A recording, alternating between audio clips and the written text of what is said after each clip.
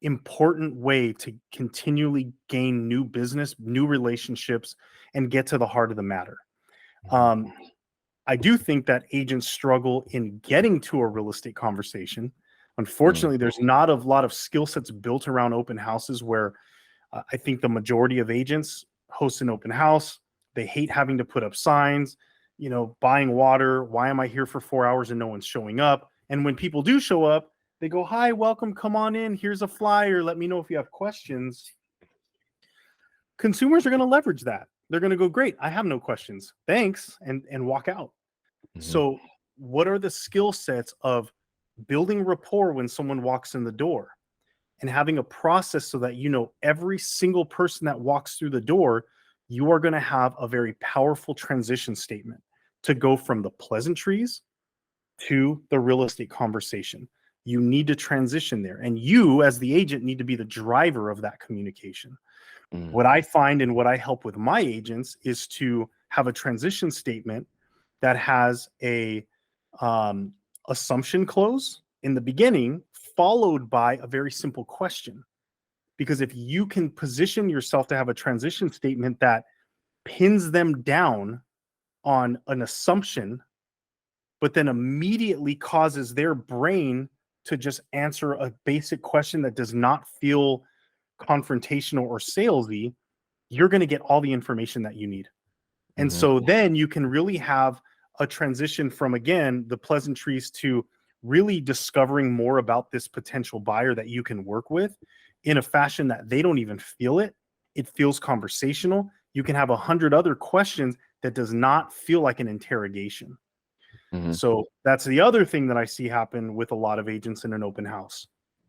Without the right type of transition statement, they start to interrogate, or at least that's the consumer's opinion. And then, the buyers are like, dude, back off. Like, please don't follow me around. Right.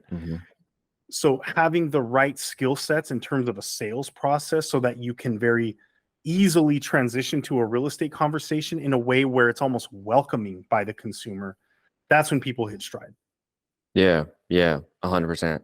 And then I can see, because back when I was a real estate agent, I'm sorry, let me finish what I was going to say. I can see how just the two of those would ramp up production for a real estate agent. And and when I say ramp up, again, like from what we were talking about in the further, I don't mean like, oh, next month I'm going to start closing a bunch of deals. Maybe Yep. if you meet somebody at an open house, you meet somebody, in your family, that's perfect timing, right when you get into the real estate game.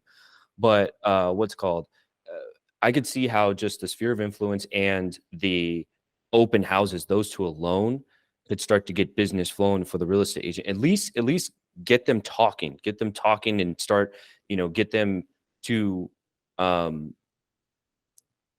don't want to say practice their skill sets, or just perform their skill sets, perform sales skills in front of actual live clients. And so, what's it called? And so, man, I had a really good question. It just left my brain. Oh yeah, because what I was going to say was, with open houses, when I first started, that was my thing. Like that was my first closing. I was that guy that was constantly doing open houses. I think I watched a pod. I think I came across dang, it'd be dope to get him on the podcast too. Are you familiar with Joshua Smith? Of course. The GSD. Yeah, I think that's his GSD mode. Most certainly, man. Yep. I think I came across one of his YouTube videos, one of his webinars. I opted into it, and I seen how he was killing it with open houses. And so I was like, all right, open houses are the thing. And so like, that's when I started doing open houses, got my first client from it. And then that rolled into me getting the mentors that I had at the time. And then that rolled into another client, and then another client. And that's how I got the ball rolling for myself. And so, but yeah, man, I want to be respectful of your time. What's it called? Let's see. So that's agent production stuff, right? Yes. I'm gonna give you one other little nugget on an open house. Yeah. A really good coach mentor to me, a gentleman named Woods Davis, rock star, man. He's one of my partners. He did a study on open houses for months. I think it was between 5 and 6 months. And basically what he found, regardless of the agent's skill set even, or time in the business, experience level, that over that duration of time, he started to find that consistently the average number of open houses that would lead to a client was 3. So for every 3 open houses that you hold, you're going to acquire a new client that's going to stick with you. Okay. And so I think a lot of agents struggle with open houses because they do it once a month or maybe once every couple of months. And they're like, oh, I hate going out and putting up sign. I have to buy water for people. I just hand them stuff. They don't talk to me. No one wants to register. They give me emails like mickey@disney.com. Like, it's frustrating. And that's why they don't like doing them. But the sheer lack of volume of open houses is one of the reasons why. Because again, this study that he did for, almost half a year was agents across the scale, and in that average, it was every 3 open houses to 1 new client. So for a lot of agents who are like, man, how do I just get into 6 figures of earnings in real estate? Hold 3 to 4 open houses every single month. Now, it's not going to happen month 1. Okay. Understand that that's the case. But you are going to build your skills, and the average is 3 open houses to a client. And if you're consistently doing them, you're probably going to perform better than the average. That alone is 6 figures in the real estate business. I know it sounds simple because it is, but yes, there's a ton of work. Yes, there's a lot of touch points thereafter, right? Because you don't talk to a lead once and they say, you're my guy, and then buy a home with you in 2 months from now. There's a lot of follow-up sequencing. There's a lot of value in pouring into people. But with the right sales process, in addition to the just new people, you're going to close deals and earn over 6 figures in our business, period. Yeah. And I will tell you 100%. this, when it comes to like attracting agents, that's a very difficult thing to do. Like recruiting, and I know we know on the brokerage side, right? Like there's an old saying, like recruiting solves all ills. I think that for a lot of people though, like there's just a lot for an agent to consider. And I think what we really start to find is that we keep fighting over the same points of attracting an agent. And what I'm finding that a lot of people that are doing different and really well, that are actually growing their brokerage, is number one, they're just being genuine with who they are. Like, what is your value proposition as a broker? So number one, know what that is. Number two, triple down on that. I think we want to cast such a wide net to catch everybody that it's a really shallow net for people to easily bounce in and out of. Whereas being okay not casting the widest net, but with a lot of depth, once they're in, they're in. So like my follow-up to that is like, man, make sure you give them what they came for. A lot of people have done a good job of like recruiting agents, but on the back end, their retention is trash. Is that they promised a lot of things that either A, they have to, give out to someone else or delegate it because that's not really who they are, or B, they talk in theory or things that worked a long time ago, and that gets burned through very easily and quickly. So when you have a newer agent to your brokerage and they start scratching the surface and they're like, wait a minute, there's not a lot of there, then the challenge becomes, why am I here? I came for this. John Cheplack, amazing coach when it comes to growing a brokerage on the recruiting side. He said a statement to me years ago, and it always remained with me. An agent is going to leave you for the same reason they joined you. And it's interchangeable. An agent's going to join you for the same reason they're going to leave you. So if they're telling you as an agent, like, hey, I'm coming to you because I want the cheapest brokerage ever, you're not always going to be the cheapest. So they're going to come to you because you're the cheapest. And then as soon as you're not, they're gone. But if they're coming to you because you're going to give them legitimate value and coach them along, like scaling their business, they're going to come to you. And if you're not doing that for them, they're going to leave you. It's the same reason. But if you are fulfilling that space, then they're going to stay.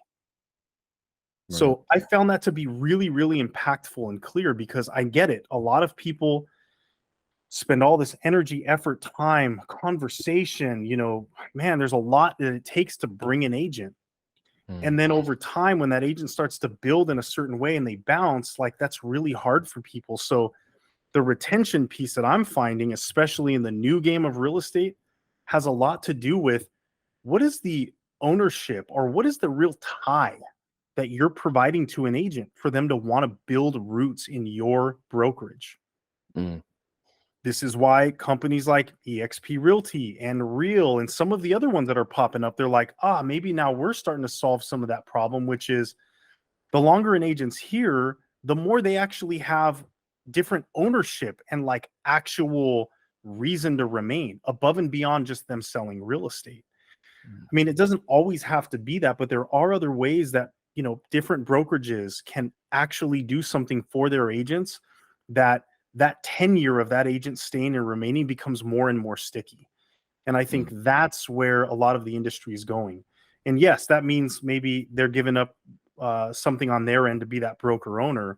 But I think over time that they're going to find that allowing for some of that ownership or that leveling up above and beyond just remaining an agent is not only going to help those agents stay, but help those rock star agents to help you grow. Because people come to offices where there's some, other amazing agents because they want to learn from them.